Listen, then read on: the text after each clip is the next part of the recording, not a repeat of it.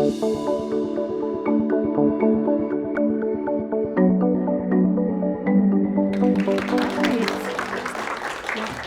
you. All right, good evening. Thank you for that nice introduction. The staff here is absolutely wonderful. Thank you all for inviting me to be here today and to speak this evening. And thank you all for coming. Okay, so to set the stage here, I am going to cover a lot of history in a fairly short period of time. My plan is to explain some of the broad patterns, some of the general experiences of women in early Texas. So starting in the Spanish period, this is where a lot of my research resides, and then moving forward to a little bit into the post-Texas independence era. But I also want to tell some of the stories of specific women. And this is important because we don't have a lot of those stories, especially this first era that I'll be speaking about. Most of the documents that we have, the written things that historians love to use, they were written by men. You'll see that many of the spaces where documents were regularly kept were male spaces in many ways, or at least at the top of the power system of these spaces. They were run by men. So we're talking about the government, the church, the military, but women's stories are there. They are in these documents, in these places. And then archaeology is also really important to me as well. I start here with a written document. This is a will, a last will and testament. And these wills are really important in my research in telling the stories of these early women. This one in particular is from, I don't think it says on the slide, Maria Melian, who was a Canary Islander who came to San Antonio in the early 1700s. And she recorded, she didn't write this herself, her last will and testament. So let's get started here. Part one, I'm going to start in the Spanish era. Okay. So first, I want to provide a little bit of context to better understand the experiences of these women. So early Spanish Texas, we're talking about the settlements in the early 1700s for the most part, the civilian settlements, in particular, the San Antonio area, 1718, the Presidio, or the fort where the soldiers were stationed, was founded, as well as a mission. And then other missions would be relocated from East Texas to the San Antonio area. And then we have the Canary Islanders who move in and establish the first civilian government there. So these are the women I'm focusing on initially. So what's important here? Women could and did own property. Okay, so setting the stage for some stories I'm going to tell in just a little while. So in Spain, Spanish law has this long history of allowing women to own property, to bring property into marriage, to maintain it as their own throughout the marriage. They also have community property laws so that anything that a couple earns, any wealth that increases while they're married, belongs to both the husband and the wife equally. This is where, in fact, Texas gets its community property laws. This is the origins or the heritage of this. There are also laws in place that indicate that all children, all legal heirs, would inherit fairly equally. So daughters are going to inherit the same or close to the same as sons. So I'm setting up a bit of a contrast here. This is the colonial period. A lot of what we learn growing up in school is about the 13 colonies, right? The British 13 colonies. Do any of y'all know this? Could women in the British 13 colonies own property? No, a very different legal system there. There were a few wealthy families who found some ways around this, but the law itself said that women were not independent legal beings. They were under the authority of their fathers or their husbands. So if women did inherit anything, it went to their husbands. And there were different laws in place for widows, for example. So what we see with community property, was that a widow, she could maintain her own property and then half of the community property. Under British law, what we see is that widows would get what's called dower rights, 1/3 of her husband's property, and it's not considered her own property to sell. It's just for her well-being, to maintain her so that she isn't dependent upon anybody else. So some important differences there that we see between the Spanish colonies and the English colonies. I have on this slide an image of las siete partidas, which is a legal code that dates back to an early era, medieval era in Spain, that established many of these laws. And these Spanish laws, they would change, they'd be amended somewhat, but they would be brought to the Americas. Okay. All right.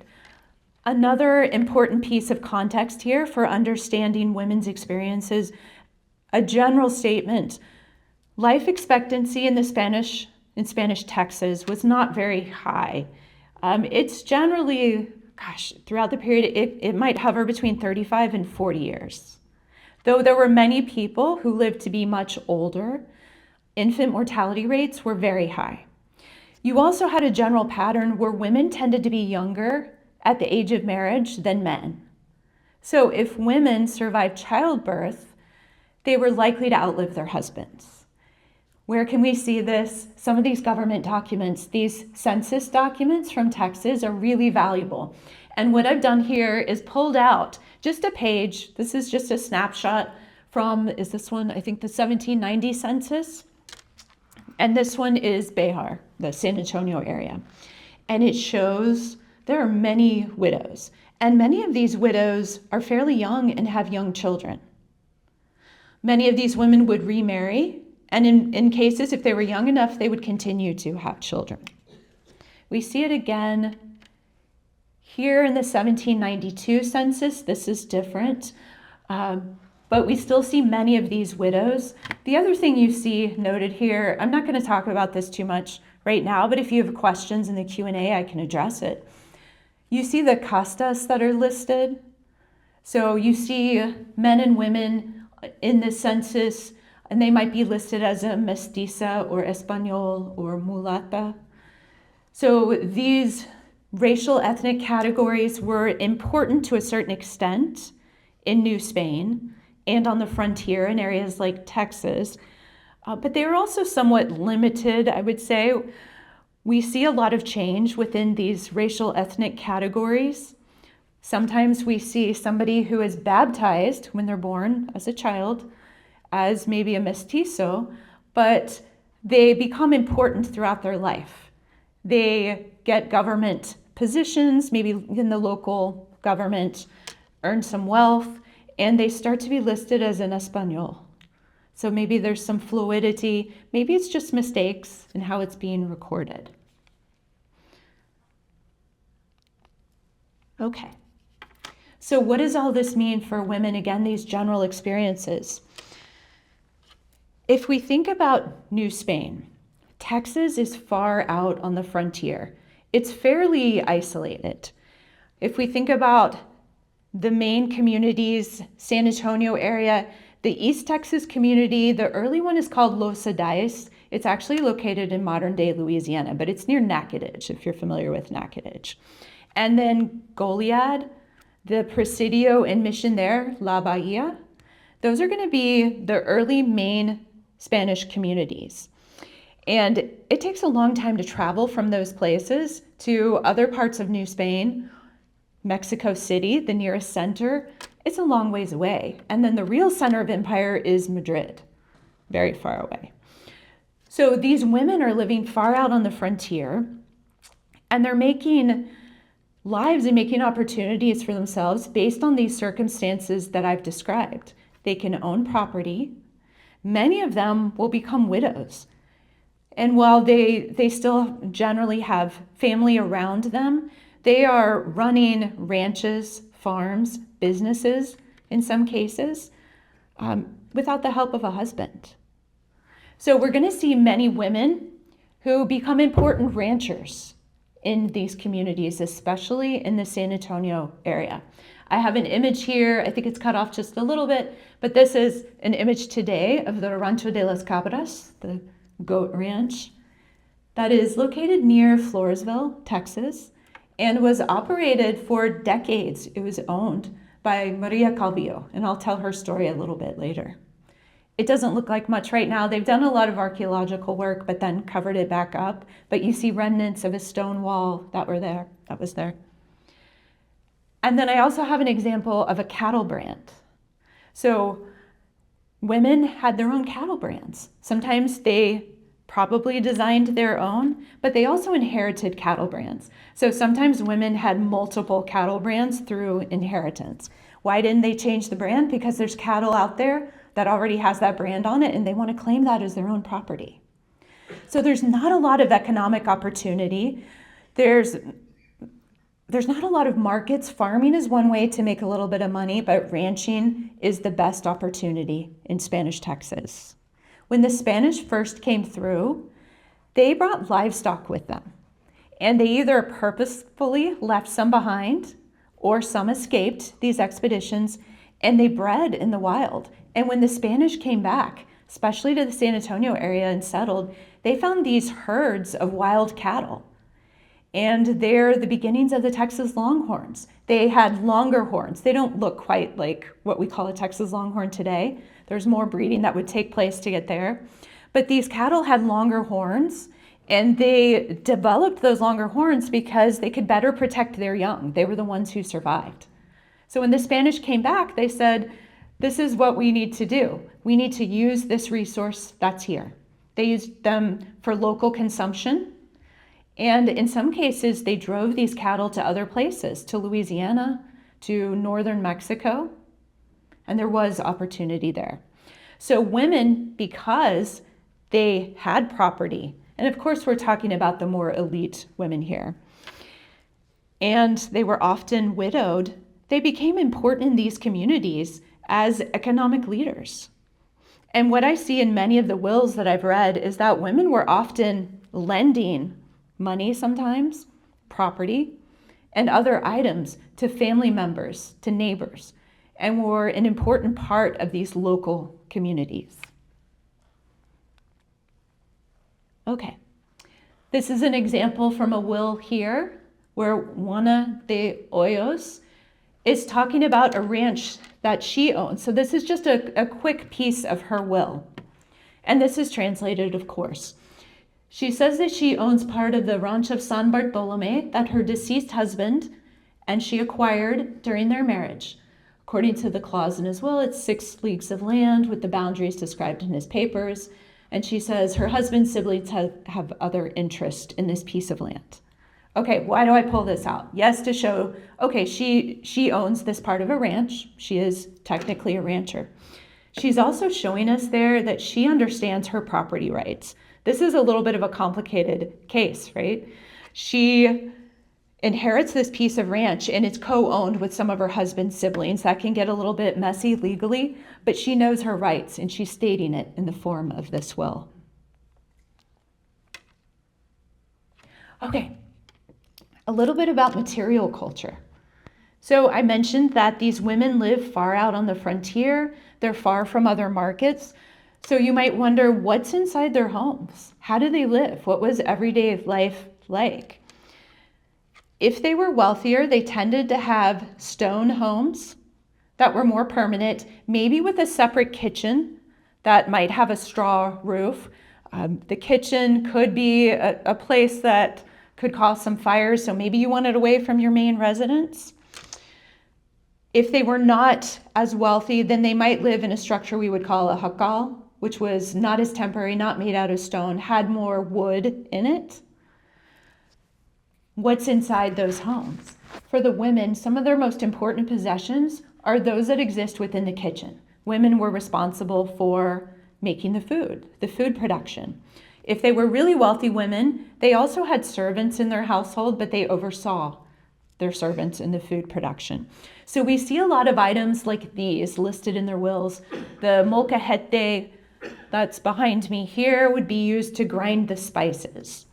The comales, I knew it was up there behind me, the flat griddle used to make the tortillas, the metate mano used to, the flat stone and the round stone used to grind the corn to make the flour for the tortillas.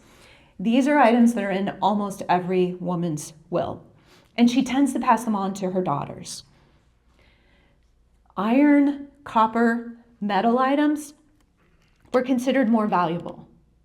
Metal was scarce on the frontier, it was in demand. So much of the production of these items was local. There was pottery that could be produced locally.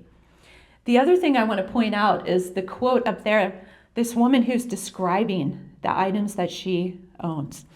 It's not like us today, I would say, where we have at our fingertips, I don't know, Amazon, something breaks, you can get it really quickly. You can run to the store, replace your pot. These things were valuable even if they were broken.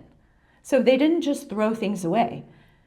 They used them, they repaired them, they might repurpose them, but they were still considered to have value. And we see them listed in the wills, we see them listed in inventories too. The furniture inside the homes was also rather sparse. So many people, but not all, had beds, tables, some chairs, sometimes a bench for the table. Oftentimes the furniture was made without nails because that metal was scarce. So they made the furniture in these really genius ways where the pieces fit together perfectly like a puzzle and they could avoid the use of that valuable metal. One woman, that's why I put it over there, had a writing desk. So literacy rates were quite low in Spanish Texas, but I've come across a few women who were able to write, and one of them, in fact, owned a writing desk. The item that almost all the women owned was a chest or a trunk. The picture I have here is an example of one from New Mexico. We don't have readily available examples or a lot of examples from the Spanish period in Texas, but New Mexico had a very active furniture making artisan program, I will say. So more of those exist there. These trunks stored women's most valuable possessions, their clothing, their jewelry, and the women describe these trunks in great detail in some cases. Sometimes they're carved. They would say if they're from Michoacan, many of these were made in Michoacan, Mexico, or if they brought them with them from somewhere else. Some of the women from the Canary Islands brought their trunks or their chest with them. They would say if there was a lock, if there was a key, if it was embroidered with silk, for example. The women also owned religious items. It's clear to me, reading the wills of these Tejanas, that women maintained a small altar within their homes. So I started off by saying that many of the documents that we have were made by men. And that's because many of the spaces where we find these tend to be sort of male-run spaces. And the church is one of those, right? The priest in the Catholic Church were men. The missionaries were men. But women were really active in the religious community of Spanish Texas. They did a lot of the organizing of feasts, a lot of the local celebrations, and it's clear that within their homes, they were also the spiritual leaders and teachers of their children. So we see women who own, this image is cut off a bit, but paintings, small images, rosaries, the little bultos, the little statues. If y'all have had a chance, many of you all maybe come here frequently, but to see, there's similar items in the museum over there of these small bultos. And women would often pass those down to their daughters as well. Okay, and then their clothing. So it's clear that women did not have a lot of clothing. Again, they're far from these markets in Europe, but we do have some list of items that were brought into Texas communities. They often come to the presidios, so they're coming to the soldiers and then maybe being distributed to some of the families. And there are fabrics that are coming from Europe. There are silks that are coming from China. The Spanish Empire is massive at this time, and they are trading with China. So there's even, we have in archaeology Chinese porcelain that makes its way out into the Texas frontier. So those items are there, but there's also local production of textiles. So women tend to have just a few changes of clothing, but what almost all the women have would be that rebozo, that shawl, the really practical item that women could wear. It's a little chilly in here, right? It would be nice to have one right now. You can put it over your shoulders. You can keep yourself warm. It can show modesty. You can cover your shoulders and your head. You can walk into church and attend mass with that rebozo. The most common color for the rebozo was blue. So many, many women list these blue rebozos. Why that is, I can't tell you for sure. Certainly blue dye was accessible throughout the Spanish Empire. Indigo was grown in parts of Texas, certainly in Louisiana, and Louisiana does become part of Spain. The color blue is also associated with Mary, so there's religious importance, but maybe it was just the fashion, right? I can't say for certain. And women had some jewelry as well. Of course, now we're talking about the most elite, but items that likely were made or came from somewhere else. Pearls, stones, they're often described by the color of the stone, blue stones, green stones. Are they sapphires? Are they emeralds? I can't say for certain. These are images of jewelry that were found in some of the archaeological digs at the Rancho de las Cabras. And they think that some of these items might have belonged to Maria Calvillo herself. Okay, now I'm going to tell you the story about one woman from this era. And I'm going to use her will to do this. I'm going to go through her whole transcribed, translated will, but maybe skip over a few pieces. But Teresa Sáenz de Ceballos has probably my favorite will that I've ever read. Okay. It's cut off just a little bit at the top, but what you can see there is that she begins with a prayer. And this is really common in the wills. The prayers are similar, but they might deviate just a little bit, indicating that the woman, when she is telling the scribe or the notary what to write, might be making some special request there.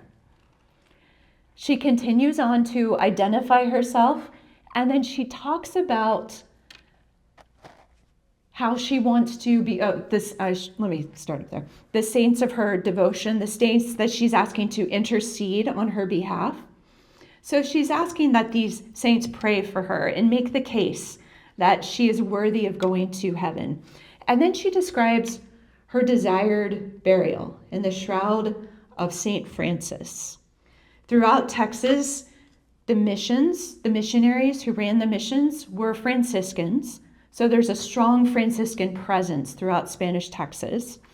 And many of the men and women were members of the Third Order of St. Francis, a confraternity, and they requested to be buried in the shroud of St. Francis. Sometimes they say a brown habit, which is probably the shroud of St. Francis. He's often depicted wearing brown, although interesting fact, the Franciscan missionaries in Texas wore a blue-gray habit, so a little bit of a different color there. Here we are pretty far into the will, and she's talked about religion, right, for most of it. When we think about wills today, I think we tend to think that it's all about like the property, right? Taking care of children, who gets what, how property will be divided. That's going to be here. That's in these wills. But these wills were primarily religious documents. This is a woman who's preparing for her death. And for her worldview, it's really about spirituality more so than the temporal life and the things that she would be leaving behind. Okay. All right. There's a lot that's up here, but I'll let y'all read through this.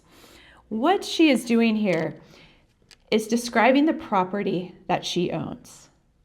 Okay? She has a house. Much of it was built by her husband, But he did something wrong here, right? He took some of her jewelry, and she describes it in great detail, right? And who got it, like who he sold it to. He sold it without her consent. So that, why? Do y'all see up there what he did? What she's accusing him of? This was considered a big problem in some of these Spanish Texas communities, gambling. So he took her property, he sold it without her consent in order to gamble. And until he pays her back, or pays back her portion of the estate, right, for that jewelry that he took, she says he cannot claim that part of the house that he built. Okay, so this is why it's my favorite will. This is very unusual. Generally speaking, these type of, we'll say, domestic disagreements don't spill out into the wills, but it does here, and it shows us quite a bit. It tells us what she owns, right? It tells us a little bit about how the house was built. It tells us maybe that gambling was a problem in these communities. And it's a little bit of a window into a relationship, just one example of a relationship between husband and wife. It also shows us, back to the other one that I said before, that she really understands what belongs to her and what those property rights are. Okay, she continues on here. She talks about some more items that she owns. We see a lot of those religious items. We also see that she has some of those shawls, those rebosos that she mentions here. She has an old copper pot and a spit or a grill. This is like a asador would be the word. But that old copper pot, it doesn't matter that it's old, it still has value, right? And that's why she's listing it here. Or maybe it's old and terrible, and that's why she's saying it belongs to her husband. I'm not sure in the context of what's going on here. Okay, and then she talks about some more jewelry that she has. Okay. As she moves through this will, she continues to make her wishes known. Any special wishes that she has, she makes sure that she sets aside some property to pay for those wishes or to pay somebody to carry out her wishes. And then she says that after all of these requirements have been met, that her heirs can share equally in this property. And this is really common based on those Spanish property laws, that property would be shared equally. And then she names her executors. In many men's wills, they often name their wives as one of the executors. And then the last point I want to make here, the will is signed in front of witnesses. It needs to be for it to be legal, but it is noted here, I should say, that she does not sign because she does not know how to write. So this gets at that point I made before, that many of these men and women were not literate, or they might have been able to read, but they could not write. Some other wills say the language is a little bit different. They say she did not sign her name because she was not able to, which does that mean that she couldn't write or that she was so sick in bed that she wasn't able to, right? So some of those are a little bit harder to figure out. Okay, so that gives you a little bit of a window into the life of Teresa Sáenz de Ceballos, and gives you a sense of the type of research that I do. I wanted to, because so much of my work focuses on San Antonio, and one of the places that always gets left out when we talk about Spanish Texas is South Texas, the Valley, because under Spain, it wasn't part of Texas. It was a different region. It was called Nuevo Santander. It was part of a disputed territory, very tied to the site that we're on here. After the Battle of San Jacinto and the treaties of Velasco, this area, the valley that had not been part of Texas, becomes part of Texas, though Mexico disputes it. And that would be one of the reasons for the U.S. and Mexico going to war in 1846. So because of that, I think oftentimes historians leave out this history, but it is Texas history, right? These are places that would become part of Texas later. So we have the story of the woman known as the Cattle Queen of Texas. Have y'all heard of her before? Rosa Maria Hinojosa de Bahí. or the Bailly family. It's a big name, especially in the valley. This map here shows Cameron County today and much of the territory that she owned as part of La Feria grant. Okay. So a little bit about her and her family here. She was born in Nuevo Santander in 1752. She was part of important families that helped to first settle, Spanish families, I should say, that helped to first settle this area. She was able to apply for grants. She had several children, but then her husband died, and she continued to acquire property after his death, sometimes initially fulfilling grants in his name, but then applying in her own name or in her siblings' names. And in this way, she ended up with a massive amount of property in South Texas. She was very smart in her ability to do this. Some of the largest grants, some of the largest lands, Las Mesteñas, San Salvador del Tule, Las Castañas, were hers. She left them over 1 million acres of land upon her death. Yes, this is big time. Some of the women I've been talking about further north in Texas, they were important. They had large ranches, but she really dwarfs all of those stories. I don't know, do y'all go to the beach here at Galveston? Do you ever make it all the way down to South Padre? When you drive in, you might notice this statue. So this was her son, Nicolas Bailly, Padre Bailly. He ended up acquiring the land that was South Padre Island, and it would be his for quite a period of time. And there's a historical marker there as well. So next time you go to the beach, make your way to South Padre, you can think of their story. Okay, I want to move forward in time, towards Mexican independence, and tell some of these stories. When we get to 1810, so this is still the Spanish era, but the fights for independence begin. Father Miguel Hidalgo issues the Grito de Dolores, calling for Mexican independence as well as rights for the poor. His fight is not going to be successful during this era, but his message is very popular in Texas, especially in the San Antonio area, where initially there are some people who take control of the government and say they're in support of independence, but then there's quickly a counter-revolution. But what develops after that is a lot of fighting in northern Mexico and in Texas. There is a group of people led by Bernardo Gutierrez de Lara. Bernardo Gutierrez de Lara was from New Spain, from Mexico. He had this idea to launch Mexican independence through Texas. He travels to the United States to try to make contacts, to try to get some support. He's connected with this guy named Augustus McGee, who is in the U.S. Army. McGee resigns his commission and starts to work with Gutierrez de Lara. They form an army in Louisiana, and they come in through Nacogdoches. This is 1812 into 1813, this story.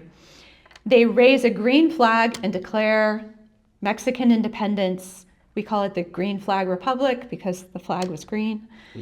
And from there, they will continue to fight against the Spanish army and Spanish control of Texas. They make their way down to Goliad, and they defeat Spanish forces there. It's at Goliad that Augustus McGee dies. So he's out of the story at that point. Then they move north towards San Antonio. They fight the Spanish there, take control of San Antonio, and they execute some of the Spanish leaders, including the governor of Spanish Texas, who was there in San Antonio, Manuel Salcedo. And then there's some infighting because that was considered going too far. Gutierrez de Lara is sort of removed from command. But you have that story and this independence movement that's spreading in Texas, independence movements in northern Mexico, and Spain is trying to put these down. So they send an army north through Nuevo Santander. It's led by General Joaquin de Arredondo. And he's making his way towards Texas. He's putting down rebellion in northern Mexico, moving toward Texas. This is a document where he urges people in Nuevo Santander to remain loyal to Spain, to stay in the fold, if you will. He's growing his army, either through conscription or encouragement as they move north.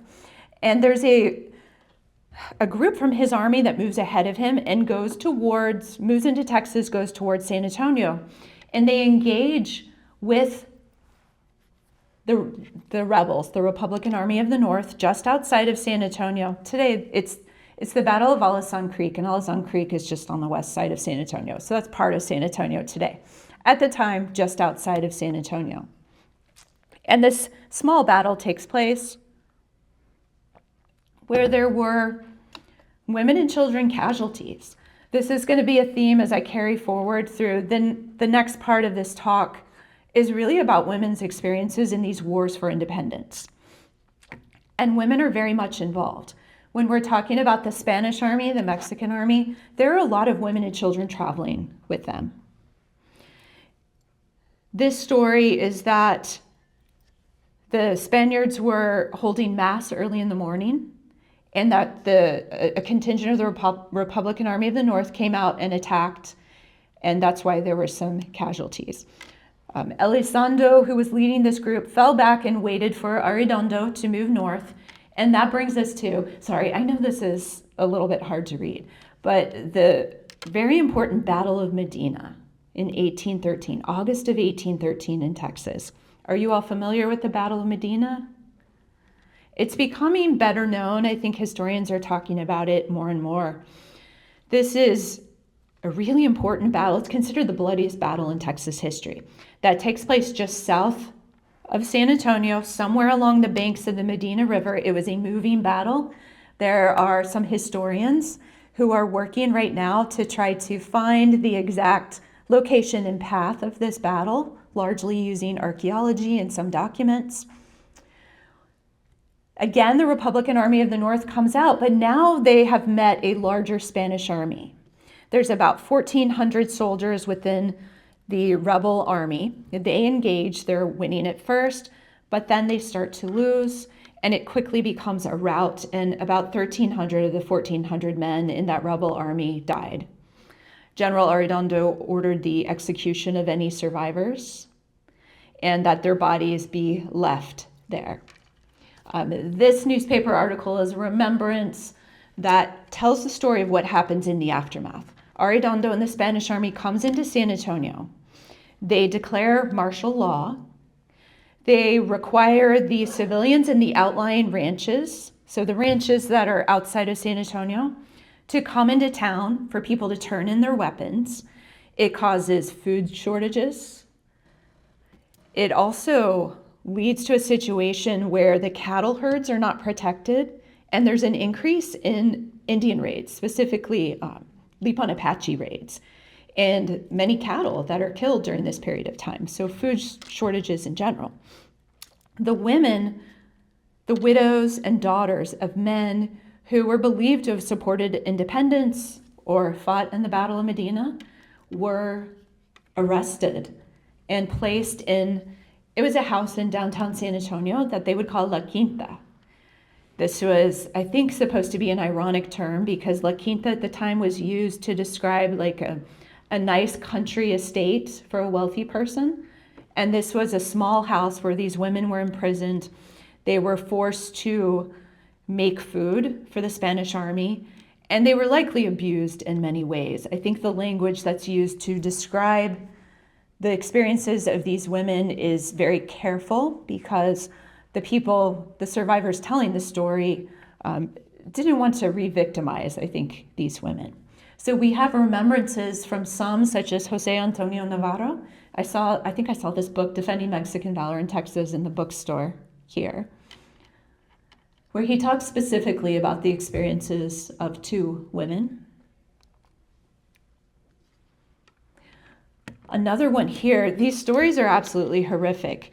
Some stories say that the women who had young children, they weren't allowed to bring their children with them, and that they could hear their children crying outside the walls of this house in which they were imprisoned, and that people in their community were afraid to help those children and give them food because they thought they would be targeted by the Spanish army next. So these women remain inside La Quinta until, well, the story goes that a mob rose up and pressured the Spanish to release them, and they were released. There were others who fled Texas at this time towards Louisiana in most cases, and some of the families made it to Louisiana. But the Spanish army pursued them, captured some of them, killed some of the men, and brought some of the women back to La Quinta as well. It's this really difficult time in Texas history, and Texas was really devastated by the fights for Mexican independence. By the time independence is achieved in 1821, the communities have started to recover, and many of these people had started to return and get their property back. So we have documents that indicate that the Spanish, as they went through San Antonio, took property away from rebels and rebel families, and women are listed amongst these property owners. I have a few examples here. I know I mixed some Spanish and some English here in this example, but they lost land, they lost homes, other belongings, and we also see the word esclavos, slaves. Slavery was legal in Spanish Texas. It wasn't especially common, but there were some people held in slavery. And I should say, there are women on that list of property that was confiscated from rebels, but community property, there were probably men listed, and some of that property the men owned probably belonged to their wives as well. And then we see remnants of this in other places like the wills. This one is from Feliciana Duran, and she says that she has, in amongst her property, she was a rancher, and she had her own cattle and cattle brand, that she lost a lot of cattle during the attacks of the rebels, as well as attacks of the Indians. So this is what's happening in 1813 and the years just after. And then Maria Concepcion de Estrada, in her will, this one is 1815, she says that General Arredondo used her house as a hospital and promised to pay her rent. So she's saying in her will, basically, the Spanish government owes me money because he came in and took my house and said he would give me money. I'd be surprised if she got it. That's what I would say. And sure. Okay, so 1821, it's a new nation. Mexico now controls Texas. And Texas changes rather dramatically. San Antonio, if we look at San Antonio in the 1820s, we have many people who are moving in from other parts of the United States. In particular, the economy is growing.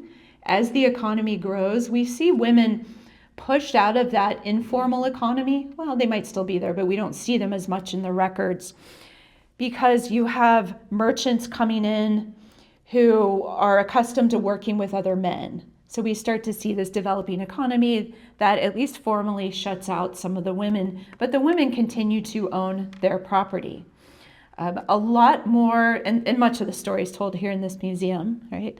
We have a lot more immigration from the United States in particular to this area, sort of the southeastern region of Texas, and then East Texas in particular.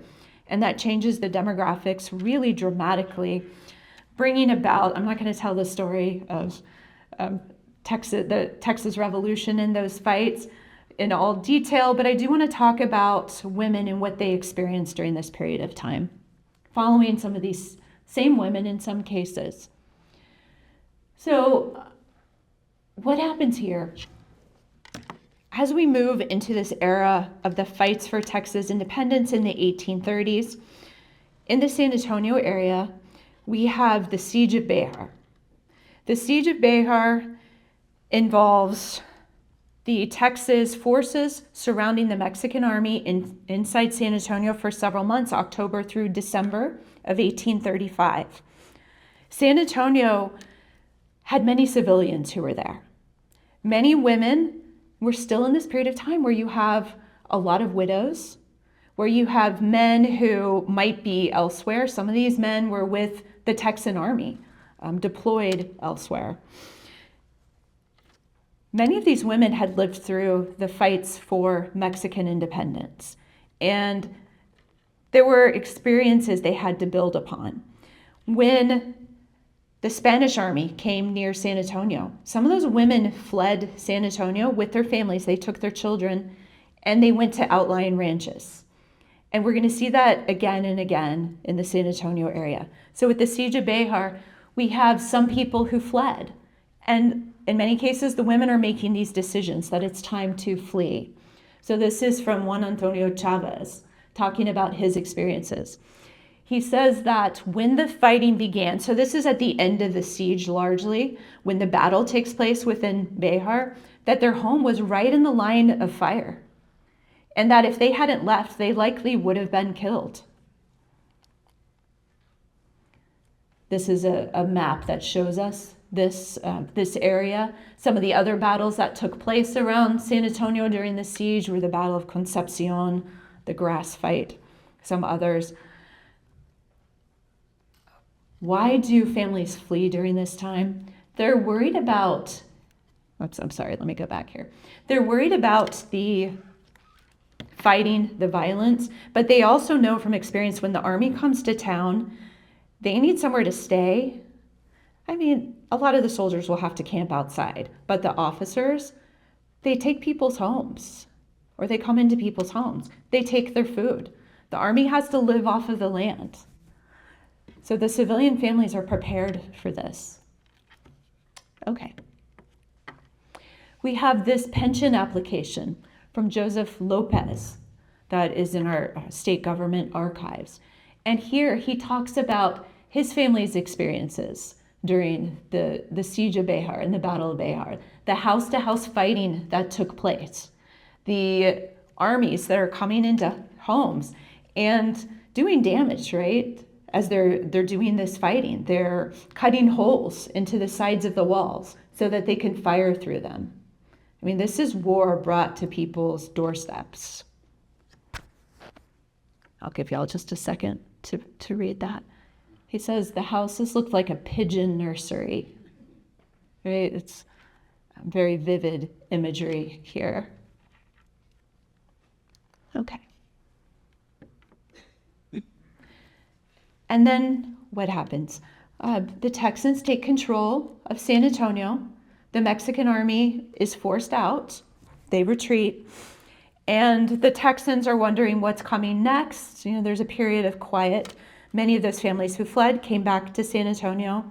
And then by February 1836, they're hearing the stories that General Santa Anna is moving north with a large army, getting closer to San Antonio. So here they go again, right? What do some of these women do? Some of them decide to flee, and they take their families to safer places. If they have land elsewhere, if they have family, friends, those contacts where they're able to do that. We have this story here from Jose Maria Rodriguez, who tells exactly that. Also, I don't know, I always think when I show this, he says they buried their money. We don't know what happened afterwards. And I always think someone's going to hear this and try to go find the money and dig up, I don't know, the ground somewhere in San Antonio. Okay. As the siege of the Alamo takes place, or I should say just before, when it becomes clear that Santa Anna's army is moving north, we know this story pretty well in Texas history, that William Travis works to fortify the Alamo. The Alamo, and I didn't tell this story, but in the late 1700s, the Spanish mission started to secularize, which means they become regular parishes. The Alamo, though, did not remain a church. It would be used for other purposes. So during this period of time, there is a church building, but it's not an active parish. When the Mexican army was inside San Antonio, they were fortifying it too and using it for some storage. So Travis continues that. He fortifies it further. And as the Mexican army arrives, he moves in there with other soldiers And there are women and children who go inside the Alamo as well. This story, I think many of us have heard the story of Susanna Dickinson. Her story is quite well known. She was there with her husband and her young daughter during the siege and the Battle of the Alamo, and she would be summoned by Santa Anna and then sent to tell the story of what happened there to other Texan communities. So this very sad story, this experience that she lived through. There were also many other women and children who were there. And I think when I tell this story to students, they seem surprised. Why would women and children go inside the Alamo? I think part of that is looking backwards, like we have the hindsight to know what happened there, what the end result was. But these stories that I'm telling, it was common for women and children to be with these armies. The Santa Anna, when he moves north, this army he has women and children with them. He is conscripting soldiers along the way, and many of those soldiers will not leave behind their families. So they come with them. And the women do a lot of the work of the army, a lot of the food preparation, a lot of the laundering of clothes, a lot of the medical care, the nursing. So they're playing an important role in those armies. So it is not unusual for women to be with armies and to be in these spaces where battles happen, if you will. Some of the women who went inside were relatives, right? They were wives, they were daughters. The Navarro sisters, let me see, this is a pension, I think. Let me go to this one here. This is a really cool document too. This is Juana Navarro Alsbury. Her husband was fighting with Sam Houston's army, so he was not there. She was basically, her and her sister, part of the Veramendi household. They were raised by the Veramendi family and practically sisters with Ursula Veramendi. Ursula Veramendi married Jim Bowie. So when Jim Bowie went into the Alamo, they went also, maybe to help him, he was ill, or maybe for protection. It seemed like a safe place to go. And there were other women in those circumstances too. So this is, her husband would die. He survives the fights for Texas independence, dies later in the fights with Mexico in the U.S.-Mexico War. And she applies for his land. Okay. And we have another story here, Concepcion Lozoya. Concepcion Lozoya experienced much of this history that I've been describing. She was first married to Miguel Ignacio Gortari, who died in Comanche Spanish fighting in 1802.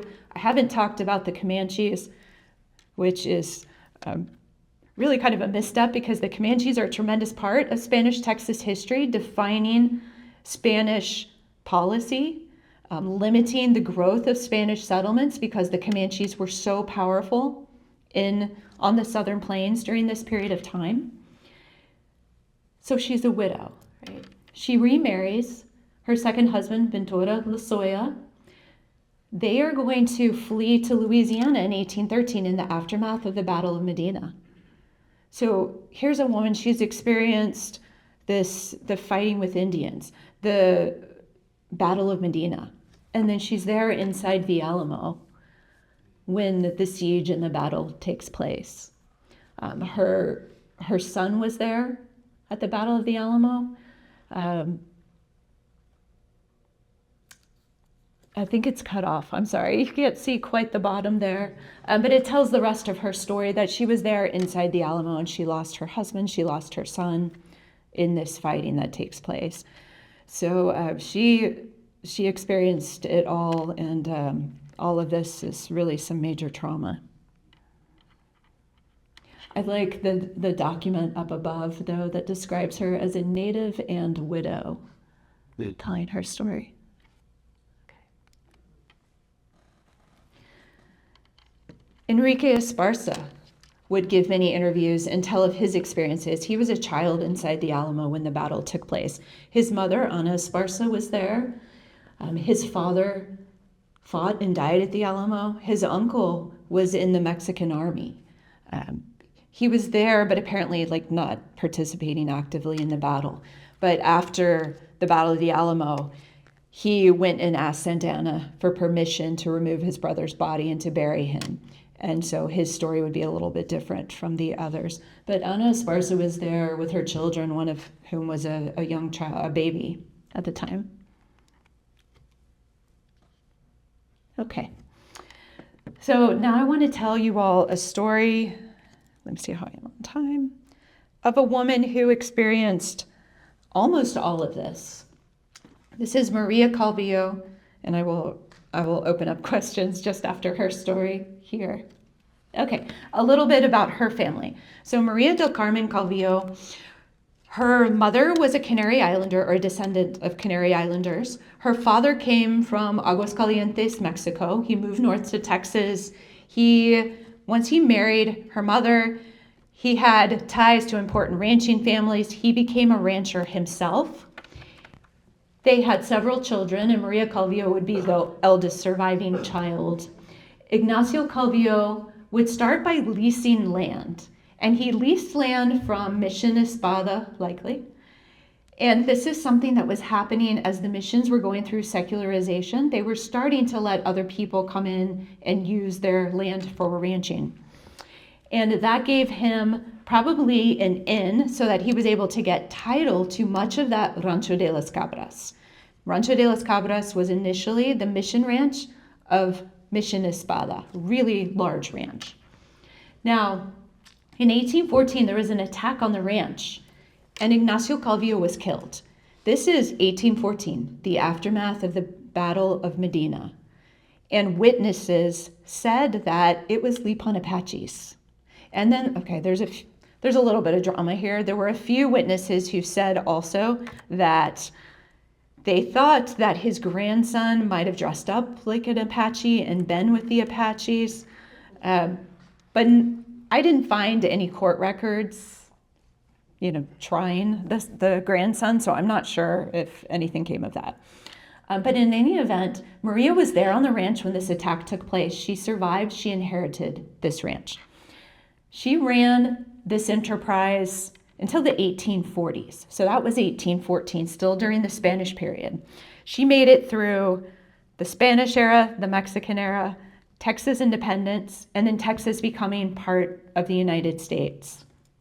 She was a widow, again, a complicated story. Her husband in 1810 supported independence and then had to flee. So he took off and she started to call herself a widow, but he was still alive. And he actually came back to San Antonio and they did not seem to get back together. She kept calling herself a widow and then he died. So she was actually a widow. But she ran this ranch on her own. She and her husband, Gabino Delgado, had children, but they didn't survive. She ended up adopting 2 children. She petitioned for more land, so she grew her holdings. This is a piece of land, this triangle in modern-day Wilson County near Floresville. So that's south of San Antonio. And here's what it looks like on the modern-day GIS map. If y'all haven't played around with the Texas GLO website and these GIS maps, they're a lot of fun. They show the oldest land grants that were filed with the state. And then we get to the 1840s. She is an elderly woman. If she was born in the 1760s, she has lived a long life. She sold the Rancho de las Cabras to a man, Dwyer was his name. He was a former mayor of San Antonio, and he was buying up a lot of land. So she sold it. It was probably too much for her to manage, but her neighbors intervene and have her declared non-compos mentis. So we see some of these neighbors' names. They're really important people in the San Antonio area. There's a Gilbo Bucor. I think Jose Ruiz, and I think Erasmus Seguin is involved in this as well. He was a neighbor of Maria Calvillo. They do, though, after this, they appoint somebody, a guardian for her and her estate, and they do uphold the sale of the Rancho de las Cabras. The purpose of this, whether it was a land grab to get that land from her or if it was to protect her, I can't really determine from the active documents. But she did live until the 1850s. surviving all these periods of time. So what do we have here? This is a lot of history, right? Covering a large period of time. These Tejanas, these women who lived out on the frontier, were really important in these communities. They were the survivors, right? They survived as widows. They survived these fights for independence. They maintained property in many cases. They supported their family members, their communities, and they preserved these stories in different ways, sometimes through the wills, sometimes through the family stories that were passed down even today. All right, okay, well, thank you all. Appreciate your attention.